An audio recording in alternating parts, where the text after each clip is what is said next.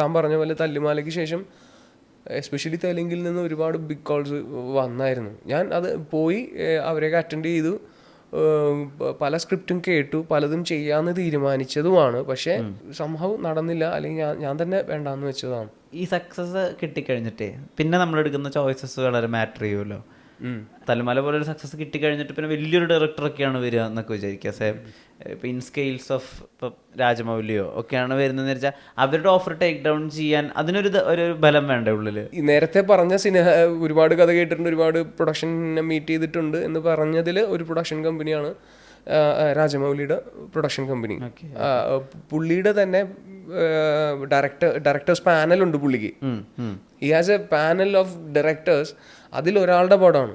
ഇത് ഈ പുള്ളിയുടെ പ്രൊഡക്ഷൻ തന്നെയാണ് അത് ചെയ്യുന്നത്. പുള്ളി ഡയറക്ടർ എന്നിട്ട് തന്നെയാണ് അത് ചെയ്യുന്നത്. ഞാൻ അവിടെ കണ്ട് ചെന്ന് സ്റ്റോറി കേട്ട് എല്ലാം തീരുമാനമായതാണ്. ഫഹദ് ഫാസിലായിരുന്നു ആ പടത്തിലെ ഹീറോ. അതൊരു ഫാന്റസി സബ്ജക്റ്റ് ആയിരുന്നു. പക്ഷെ അതും ആ സമയത്ത് ത്രൂ ആയില്ല. ഫഹദുമായിട്ടും ഞാൻ സംസാരിച്ചതാണ് ഈ കേസ്. ആ സമയത്ത് ഞാനവിടെ ഈ പടത്തിന്റെ കഥ കേട്ടിട്ടുണ്ടെന്ന് അറിഞ്ഞിട്ട് ഫഹദ് എന്നെ വിളിച്ചിട്ടുണ്ടായിരുന്നു. പക്ഷേ എന്താ ചെയ്യുന്നുണ്ടോ, എങ്ങനെ കേട്ടിട്ട് എന്ത് തോന്നി എന്നൊക്കെ ആലോചിച്ചു. പക്ഷേ ഇറ്റ് ഡിഡ്ന്റ് ഹാപ്പൻ. അങ്ങനെ ഒരുപാട്